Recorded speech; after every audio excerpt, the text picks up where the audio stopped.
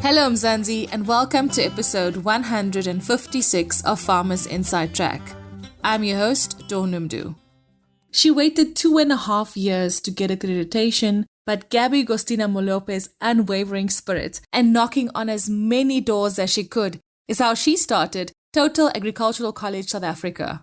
In this edition, we get to know the woman behind this agricultural college and more of what drives her work in this dynamic industry. Gabbey, I think it's so amazing for me to have you here with me. Let's start with the recent award that you won. You are the 2022 Mail and Guardian Power of the Woman Award winner. How does it feel? Shoo. I really even fell deep in love with agriculture and the space that I am in. Being recognized at that level, it's wonderful, it's amazing. It just geared me to even become beyond the woman that I'm seeing myself in. But moreover, to get an opportunity to be celebrated for the work that you do. We don't count. In agriculture, we don't have time to count who's watching, who's not seeing, because you deal with the soil. Your partner is the soil. Seeing that and receiving that award, I practically just couldn't believe that this journey of agriculture has so much beautiful moments where you get to be celebrated. It was a big honor. I still am processing to this day. Tell us about your journey. I mean, you're the founder and principal of Toutele Agri College, South Africa. Where did it all start for you? I started the college in 2015 and I was 28. That's quite dynamic. I mean, really? Where did the idea come from? It came from my parent or my mother who actually raised me, couldn't have money to take me to school. And I'm a product of a learnership. And learnerships back then didn't have stipend, which is what currently is destroying our youth. Because they won't do a learnership if it doesn't have a stipend. I just wanted to be included into intellectual stimulation. I wanted that, but I didn't have the money to go and do it. And I got an opportunity to be in a learnership. From there on, it's been unstoppable. Gabbey animal farming, Gabbey piggery, Gabbey crop, Gabbey processing, Gabbey training. That has been me. But I realized when I was in that it's limitless. It's not saturated. It's not limiting as well. Because that's another thing. You don't want to get into a space where you are not having room to navigate other options. And again, seeing how the landscape of farming, it's an art space where you can either do veterinary, you can do processing, you can become an agricultural economist. There's a whole lot. I learned of late that we also have SAPS people who are working just for livestock. It's amazing. Week by week, farmers tell me there's no opportunities. There's no funding. There's no this. And you're on the opposite end of that. How are you all in the same industry? Talk us through that. If you're going to farm cannabis, you want to do it now, but you have not started with spinach, then you're not ready for the process. Because for you to be able to get there, you need to process from spinach. If you can farm spinach, and not only just farm, but take it to the market, let it meet market standards, then you are ready for the next challenge. But if you just want to get into, when there was Moringa vibe, everyone wanted Moringa. When there was cannabis, everyone wanted cannabis. Not so long, they wanted to do aquaponics. I mean, let's start there. Can you produce just a mere spinach? Because that's something that needs no hassle. Opportunities are there in agriculture. One needs to navigate it with an open mind of saying, I do not want to be like somebody, but I want to see what I can bring of change, something unique. I personally came to a point where I made sure that the college invests more on recognition of prior learning. Because I realized there was so much indigenous knowledge which is not documented, profiled. But it's in South Africa. Somebody's going to come and actually get it, IP it, and leave the country with it. So we need to just start complementing such and bringing it closer. Again, young people are not getting funding for agriculture when they're trying to apply. But it's not that there's no funding. They don't want to produce the skill. Who wants to give you money to the skill that you cannot prove you have? Would you give somebody money to say, I'm a plumber? You want to see if they've got qualifications and the wiresman something or the plumbing, whatever, to show that they can do the plumbing. So investing in yourself, that's a priority. Talk about your agricultural college. There's always a need for learning and growth in the sector. What are the requirements? How can one get involved? And how is it set up to grow the agricultural space? So the college, mainly it was formulated to be an agriculture college in the critical scarce skills, what is needed in the country.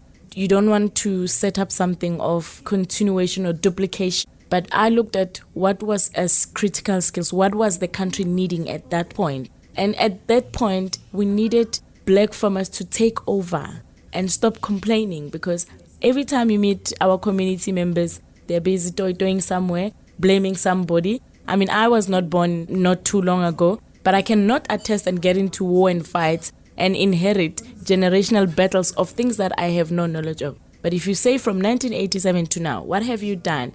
I am here. I have started a college. I have empowered young people. I am working with communities in different countries. And I've also made it my responsibility to learn and speak all South African languages, because I do not want to only do with the Zulus and the Sothos only, but I want to touch the whole of South Africa. That is what I owe to myself. Would you say the government owes you that? You would definitely. They wouldn't even pay it even if they had to. But living into the economical contribution, the college needed to contribute economically, empowering and imparting skills to communities and to farmers. What does the landscape look like? What do you see the future of agriculture in terms of agricultural training and development looking like in the next 5 to 10 years? We are going to have a space where young people are going to be accountable for themselves, because at the moment they're blaming somebody. They will be accountable to themselves when everything goes robotic. When we move to 4th industrial, they're still complaining. When we get to 4th industrial, they will be now being accountable for themselves for what they did not do when they could still merge into it. I'm making an example because at Toutele we are currently working on a model to have a farmer not waking up and driving a bakkie and spending so much petrol in the farm, but sending a drone to go check the farm while he's at his home and he watches the whole farm from a drone, and then bring back the drone, the whole farm assessment morning is done. In future, we might have animal health technicians who are currently being employed in communities might have to be accountable, because there will be a robot that just touches one part of the body of the animal and does, animal observation in the morning. So those are some of the things that young people and moreover our farming community will learn, that they will now start being accountable for the choices they've made in this. But with the training and development space, we are going digital, and very soon we will farm digitally. As much as we started farming rooftops and vertically and horizontally, something that we never envisaged, we are now farming on our roofs. Now we're going to farm digitally, so we are getting into a space where we're going to be sending gadgets to do most of the work that we're supposed to do. I love it. Future focus farming. Why is fostering our agricultural heritage key for growth in the sector? My theme for this month, it says taking back traditional agricultural practices. It's where I am. It's very important because, like I'm saying, the indigenous farming ways have more money to us and we are unaware. And we need to be unapologetic with taking back the traditional farming or agricultural practices, because that is where our life is. If you look at Madumbe in KZN, are now trending in all this spas here, and I love, because Madumbe is like something that is eaten by classified. So if you take a product, it just depends where you put it, which market.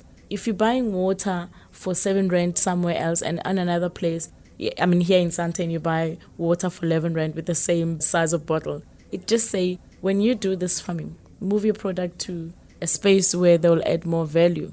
I'm always about advocating for women in the sector. How do you find yourself sort of navigating it in this space? Was it very difficult to you in the beginning, and how do you feel, compared to when you just started out to where you are now as an award winner? It was very difficult from the beginning. I started applying for my accreditation license from 2016 and I only got it at 2018. So that's like a full 2.5 years waiting. And at some point I would go and bang table, cry, bang doors, but I never stopped knocking. I needed to also prove to myself that this is not about what I think the country or the economical space needs. I needed to make sure that I fight for the people that I want to empower inside this institution. So 2.5 years, I waited. I went back and forth to get my accreditation. And eventually when it came, I think now they actually seeing, they don't even have to be asking, where is she? Because I'm sitting on their nose every time. And this is where I am even more motivated that another young person would actually take over time and become another Gabbey, a revolutionized economy and industry. Gabbey, we were teasing earlier, you have a little fan club here around us. Tell us about your students. Tell us about them. We actually have very interesting pack of students. I'll tell you, there's this ones that they forgot that I'm their principal. But it's also because I don't wear epaulets in my life, and you wouldn't know until you talk to me. But our students have a tendency of WhatsApping me even at night and asking something. I've had that openness and to just not be on the cliche with them. But with my crew here, we have students that finish at Toutele and come back and work at Toutele. Because by the time they leave, we're not only training them agriculture, we're training them to evolve and take space in what we are currently doing. We have a multiple talent scouting as well. And again, post that, we also advertise positions and we also prioritize our students. Here I'm with Skulin Ndlovu and Andile Mkhize and Mary Banda, who are the people who developed the business development unit of Toutele. We didn't have that unit. So this crew developed this section specifically for trading in many ways. I tried to ask them the other day, what is it that you guys do exactly? But they showed me another side of, apart from being a college, you still remain to be business. And this is a sustainable wing of the college, of where we never run short of resources because they're making sure there is resources. How? I don't know. But I saw they were very happy with all the presentations going on. And I know they know exactly where to get the next couple of resources to sustain the college. But this is now the blessing of what we produce, and it comes back together to be a product again, but growth for the college.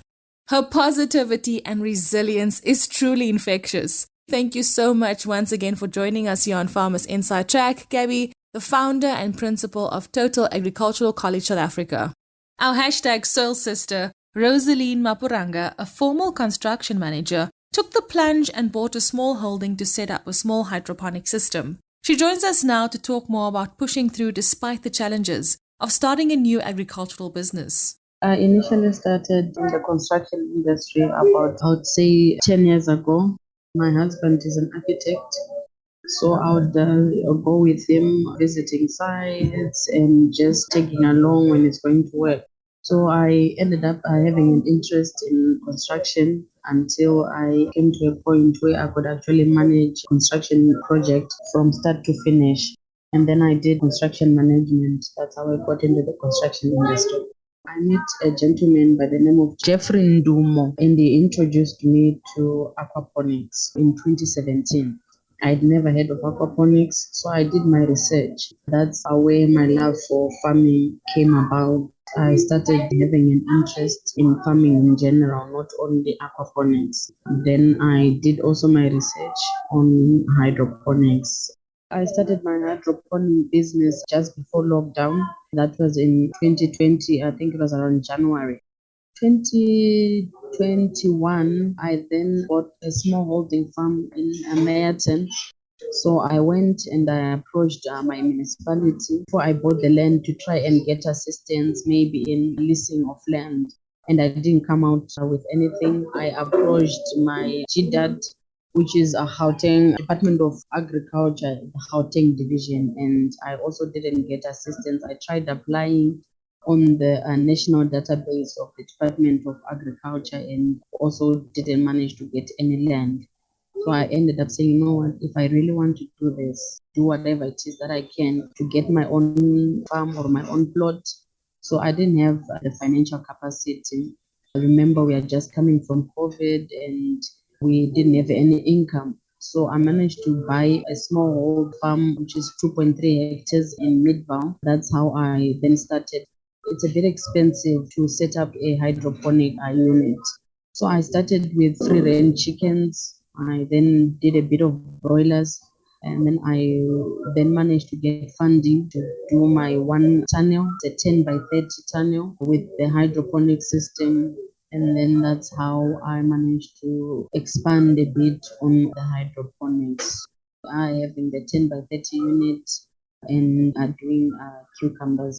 Thanks so much for joining us here on Farmers Inside Track, Roseline Mapuranga. She's part of a year-long blended development program at the Gordon Institute of Business Science, Entrepreneurship and Development Academy. And that's a wrap from me, Dawn Numdu, our producer Megan van der Vent, and the rest of the Food from Mzansi team. Have an absolutely amazing rest of the week. Bye for now. Life in South Africa can be a lot. I mean, scroll through Twitter for a minute and tell me I'm wrong. Thank God for South Africans though, right? We're inspiring, and even on the bad days, we fight back with a smile. That's why I love Food for Mzansi so much. They're not ashamed to celebrate the ordinary unsung heroes who work every day to put food on our nation's tables. Go to foodformzansi.co.za and never miss an inspiring story.